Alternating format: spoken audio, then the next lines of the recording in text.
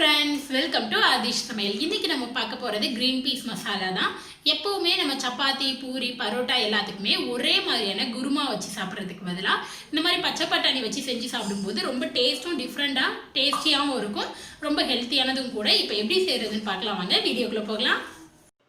இப்போ green peas masala செய்கிறதுக்கு தேவையான பொருட்கள் என்னென்ன அப்படின்னு பார்த்துடலாம்.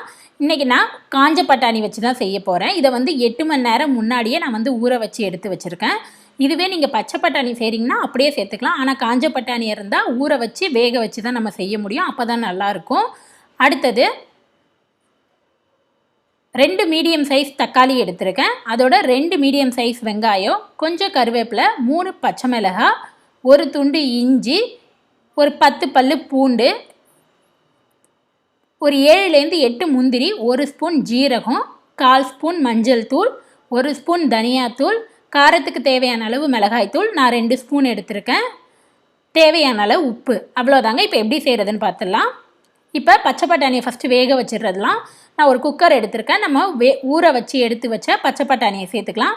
நான் அதே தண்ணியோடு சேர்த்துக்கிறேன். இந்த அளவு தண்ணி இருந்தால் போதும். ரொம்ப தண்ணி இருக்க தேவையில்ல. கம்மியாக இருந்ததுன்னா காந்திடும். அதனால் கொஞ்சம் தண்ணி பார்த்து வச்சுக்கோங்க. இப்போ தேவையான அளவு உப்பு சேர்த்துக்கலாம். ஒரு 1/2 ஸ்பூன் சேர்த்துக்கலாம். இப்போ இதை மூடி நம்ம அடுப்பில் வச்சுக்கலாம். இது 3 விசில் வர்ற வரையும் நம்ம வேக வச்சு எடுத்துக்கலாம். ரொம்ப நேரம் வேணாம், 3 விசில் வந்தால் போதும். இப்போ இங்கே ஒரு கடாய் வச்சுருக்கேன். கடாய் சூடானதும் இதில் 3லேருந்து 4 ஸ்பூன் எண்ணெய் சேர்த்துக்கலாம். நீங்கள் வெண்ணெய் கூட சேர்த்து செய்யலாம், அதுவும் டேஸ்ட் நல்லாயிருக்கும். நான் இன்றைக்கி எண்ணெய் சேர்த்து செஞ்சுருக்கேன். இதோடு நம்ம எடுத்து வச்ச 1 ஸ்பூன் ஜீரகம் சேர்த்துக்கலாம். ஜீரகம் நல்லா பொரிஞ்சதும் நம்ம எடுத்து வச்ச 2 பெரிய வெங்காயத்தை இந்த மாதிரி நல்லா பொடியாக கட் பண்ணி வச்சுருக்கேன், அதை சேர்த்துக்கலாம். இதோட எடுத்து வச்ச 3 பச்சை மிளகாவை இந்த மாதிரி நல்லா கீறி எடுத்து வச்சுருக்கேன், அதையும் சேர்த்துக்கலாம். கொஞ்சம் கருவேப்பிலை, எல்லாத்தையும் சேர்த்து விட்டு நல்லா வதக்கி எடுத்துக்கலாம். வெங்காயம் ரொம்ப வதங்க தேவையில்ல, கண்ணாடி பதத்துக்கு வதங்கினா போதும்.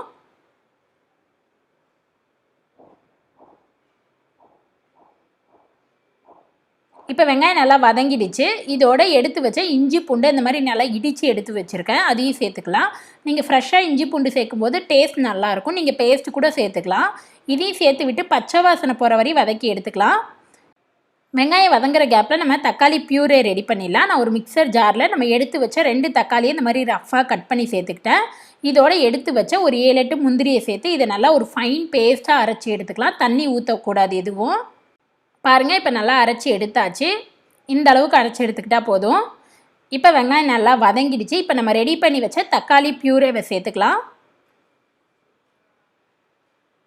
அதே மிக்சர் ஜாரில் ஒரு 1/4 கிளாஸ் அளவு தண்ணி ஊற்றி அதையும் கழுவி நல்லா சேர்த்து விட்டுக்கலாம். இப்போ எல்லாத்தையும் சேர்த்தாச்சு. இதை நல்லா மிக்ஸ் பண்ணி விட்டுறலாம்.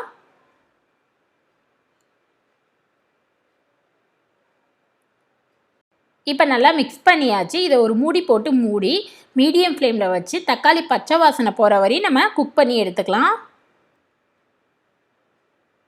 இப்போ இங்கே 3 நிமிஷம் ஆகிடுச்சு. நம்ம ஓப்பன் பண்ணி பார்க்கலாம். பாருங்கள், நமக்கு தக்காளி பச்சை வாசனை போய் நல்லா எண்ணெய் பிரிஞ்சு வர ஆரம்பிச்சிருச்சு. இப்போ இதை லைட்டாக ஒரு மிக்ஸ் பண்ணி விட்டுறலாம். இந்த ஸ்டேஜில் நம்ம மசாலா எல்லாம் சேர்த்துக்கலாம். எடுத்து வச்ச மிளகாய் தூள் சேர்த்துக்கலாம். நான் காஷ்மீரி மிளகாய் தூள்ன்றதுனால 2 ஸ்பூன் எடுத்திருக்கேன். நீங்கள் காரத்துக்கு தகுந்த மாதிரி சேர்த்துக்கோங்க. 1/4 ஸ்பூன் மஞ்சள் தூள், 1 ஸ்பூன் தனியாத்தூள், தேவையான அளவு உப்பு. நம்ம கடலைக்கு ஆல்ரெடி உப்பு சேர்த்துட்டோம், அதனால கிரேவிக்கு மட்டும் சேர்த்துக்கிட்டா போதும். எல்லாத்தையும் சேர்த்து விட்டு நல்லா மிக்ஸ் பண்ணி விட்டுறலாம். இப்போ இதை ஒரு மூடி போட்டு மூடி மீடியம் ஃப்ளேமில் வச்சு நல்லா எண்ணெய் பிரிஞ்சு வர்ற அளவுக்கு, அதாவது ஒரு 5 நிமிஷம் வேக வச்சு எடுத்துக்கலாம். இப்போ இங்கே 5 நிமிஷம் ஆகிடுச்சு. நம்ம ஓப்பன் பண்ணி பார்க்கலாம். பாருங்கள், நமக்கு மசாலாலாம் நல்லா பச்சை வாசனை போய் நம்ம ஊற்றின எண்ணெய்லாம் நல்லா பிரிஞ்சு வர ஆரம்பிச்சிடுச்சு. இப்போ இதை லைட்டாக மிக்ஸ் பண்ணி விட்டுறலாம். பாருங்கள், இப்போ கல்லை 3 விசில் விட்டு எடுத்தாச்சு. இந்த மாதிரி எடுத்துக்கோங்க. ரொம்ப வேக வச்சிங்கன்னா குழஞ்சிடும், நமக்கு நல்லா இருக்காது. இப்போ வேக வச்சு எடுத்து வச்ச கடலையை சேர்த்துக்கலாம். நான் அதே தண்ணியோடையே சேர்த்துக்கிறேன், ஏன்னா தண்ணி கொஞ்சம் தான் இருக்குது அப்படின்றதுனால அப்படியே சேர்த்துக்கலாம். இதுவே தண்ணி உங்களுக்கு அதிகமாக இருந்ததுன்னா தண்ணியை ஸ்ட்ரெயின் பண்ணிவிட்டு தண்ணி கொஞ்சம் கம்மியாக சேர்த்துக்கோங்க. சேர்த்து விட்டு இப்போ நல்லா மிக்ஸ் பண்ணி விட்டுருங்க. இப்போ நல்லா மிக்ஸ் பண்ணியாச்சு. இதை ஒரு மூடி போட்டு மூடி மீடியம் ஃப்ளேம்லேயே ஒரு 5 நிமிஷம் வேக வச்சுக்கலாம். ஆல்ரெடி இது வெந்த கல்லுன்றதுனால 5 நிமிஷம் வெந்தால் போதும். இப்போ 5 நிமிஷம் ஆகிடுச்சு. நம்ம ஓப்பன் பண்ணி பார்க்கலாம். பாருங்கள், நமக்கு சூப்பராக கிரேவி ரெடி ஆகிடுச்சு. நல்லா எண்ணெய் பிரிஞ்சு வந்திருக்கு. இப்போ இதை லைட்டாக நம்ம வந்து மிக்ஸ் பண்ணி விட்டுறலாம். நமக்கு கிரேவியும் வந்து கொஞ்சம் திக்காக ஆரம்பிச்சிருக்கு. இப்போ வந்து நம்ம ஒரு 3 ஸ்பூன் அளவு தயிர் எடுத்து வச்சுருக்கேன். இதை லைட்டாக கரண்டியால் நல்லா பீட் பண்ணிவிட்டு எடுத்துக்கோங்க. இப்போ இந்த தயிரை சேர்த்துக்கலாம். இதுவே உங்ககிட்ட ஃப்ரெஷ் க்ரீம் இருந்துச்சுன்னா அதை சேர்த்துக்கலாம். ஃப்ரெஷ் க்ரீம் சேர்த்தோம்னா நமக்கு கடையில் இருக்கிற டேஸ்ட் கிடைக்கும். அதுக்கு பதிலாக தான் நான் இன்றைக்கி தயிர் சேர்த்துருக்கேன். தயிரை நல்லா பீட் பண்ணிவிட்டு சேருங்க, இல்லைன்னா திரி திரியாக இருக்கும். இதை சேர்த்து விட்டு இப்போ நல்லா மிக்ஸ் பண்ணி விட்டுறலாம். நம்ம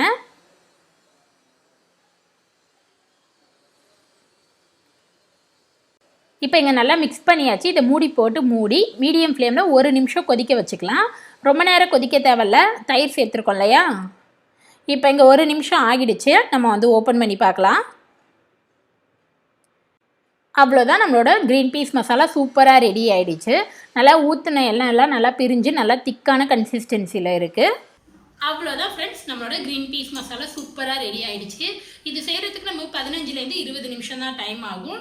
ரொம்பவே சிம்பிளானது. கண்டிப்பாக நீங்களும் ட்ரை பண்ணி பாருங்கள். உங்களுக்கு இந்த வீடியோ பிடிச்சிருந்துச்சுன்னா லைக் பண்ணுங்கள், ஷேர் பண்ணுங்கள், கமெண்ட் பண்ணுங்கள், மறக்காமல் சப்ஸ்கிரைப் பண்ணுங்கள். கூடவே இருக்கிற பெல் பட்டனை ப்ரெஸ் பண்ணுங்கள். அப்போ தான் எப்போ வீடியோ போட்டாலும் உங்களுக்கு நோட்டிஃபிகேஷன் வரும். நெக்ஸ்ட்டு ஒரு நல்ல ரெசிபியில் உங்களை பார்க்குற வராது வரைக்கும் பாய்.